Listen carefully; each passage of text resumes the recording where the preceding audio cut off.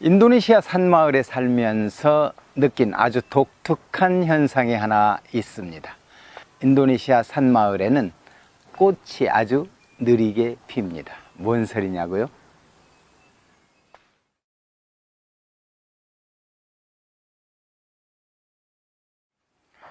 안녕하세요. 산나루TV 손작가입니다. 오늘은 제가 저희 집 정원으로 나왔습니다. 꽃이 천천히 피니 당연히 천천히 시들지 않을까요? 정말 살아보면 인도네시아 산마을 시간은 느리게 흐른다는 것을 알게 됩니다. 흥미로운 것은 벌과 나비의 날개짓, 즉 곤충의 날개짓도 좀 느긋하다는 것입니다. 이거 그냥 농담으로 하는 말 아니고요. 여기 살면서 살펴본 분들은 다 알 이야기입니다. 왜 인도네시아 산마을 시간은 더딜까요?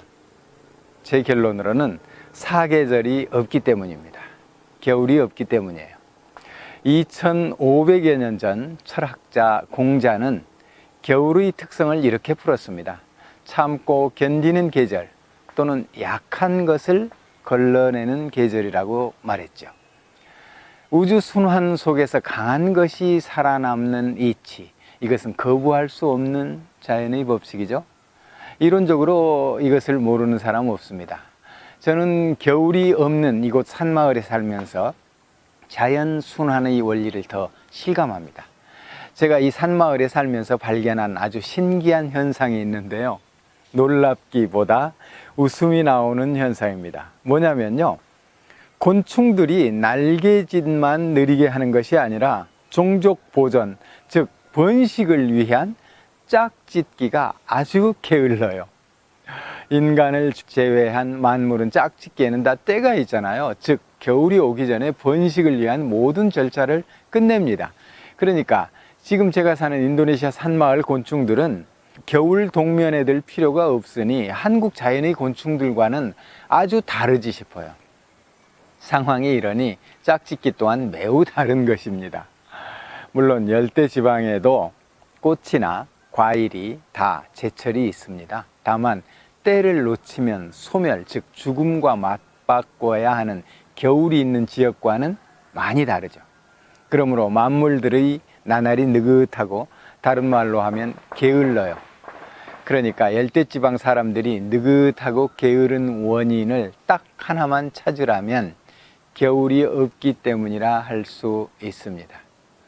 우리 집 담장 안에는 1년 내내 풀과 나무가 연한 새순을 틔웁니다. 한국 같으면 연한 새순이 날 때면 벌레들도 성장시기여서 왕성한 활동으로 몸을 불리고 힘을 기를 테지요. 때를 놓치면 안 되니까요. 그런데 여기는 나뭇가지, 새싹들이 곤충에게 뜯기지 않고 대부분 그 모양을 유지합니다. 곤충이 살기에 최적의 환경인데 오히려 숫자가 적은 것에 놀랍니다. 처음엔 이것이 신선한 충격이었어요. 그런데 여기서 살다 보니 저 자신도 느려지고 느긋해지는 거예요. 이 산마을 사람들은 이미 오래전부터 그렇게 살고 있고요. 그래서 제가 이 산마을 주제로 창작한 작품전을 연 것이 2015년 서울 인사동 전시인데요. 그 중에 한 점이 닫지도 말고 긋지도 말고입니다. 서두르지 말고 쉬지도 말고 정도로 풀어낼 수 있죠. 이 작품 창작 배경이 바로 작품 안에 들어 있습니다.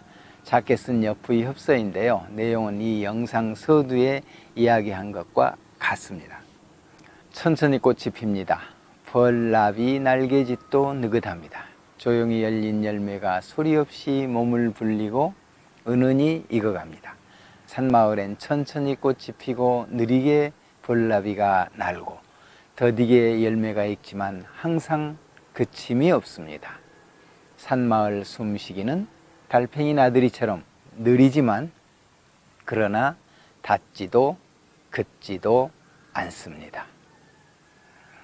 풍토와 사람의 문화는 때려야 뗄 수 없다는 것 다 압니다. 이 산마을의 자연과 여기 사는 사람들은 서로 닮아 서두르지 않습니다. 또 멈추지도 않고 느긋하게 천천히 그러나 날마다 주어진 삶을 나름 즐겁게 영위하고 있죠.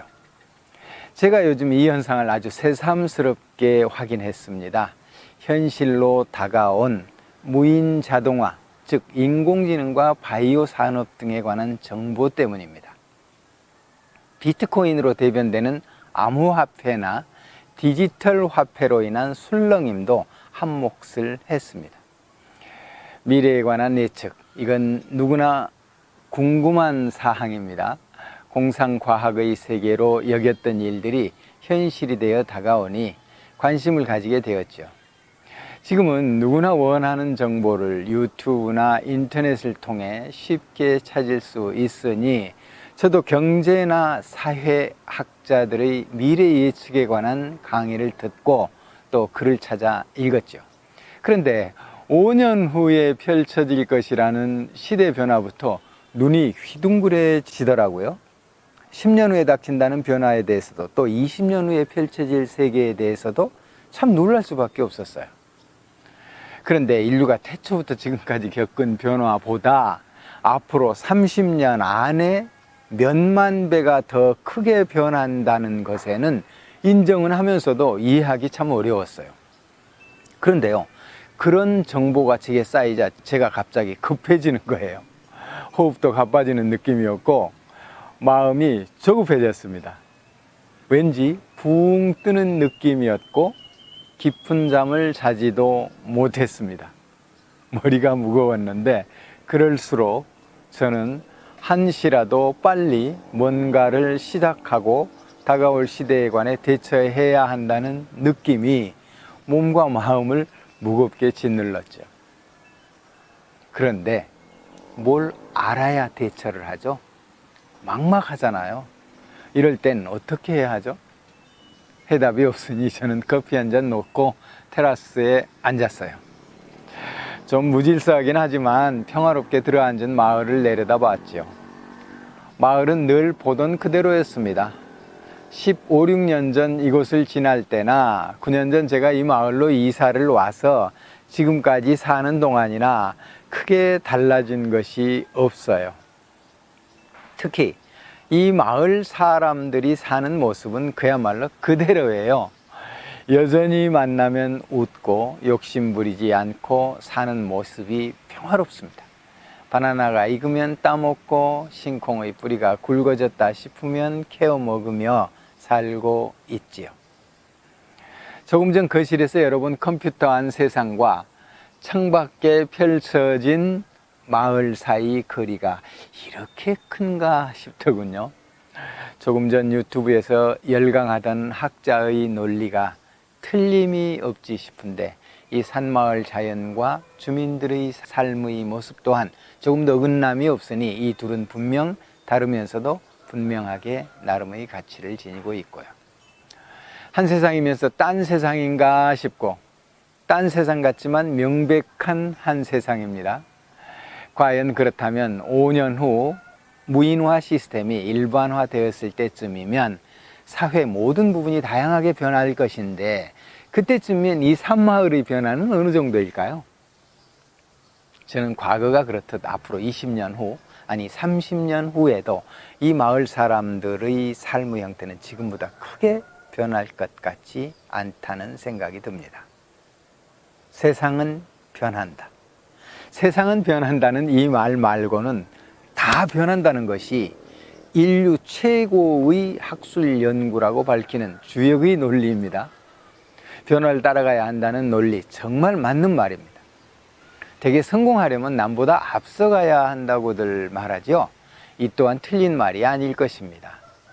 그런데 이 지구가 보존되는 한, 태양이 뜨고 비가 내리고 바람이 부는 한 꽃이 피고 열매가 맺을 것이니 좀 구석진 곳이지만 자기 삶을 즐기는 사람들은 곳곳에서 또 이렇게 평화롭게 살아가겠구나 싶은 것이죠.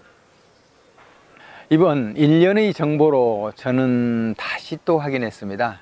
제가 어느 곳에 살더라도 세상의 변화나 겉모습에 휘둘리지 말고 제 자신을 잘 지키면서 제가 할 수 있는 일 충실히 하면 그것이 곧 내 삶을 잘 사는 것이구나 하는 것이죠.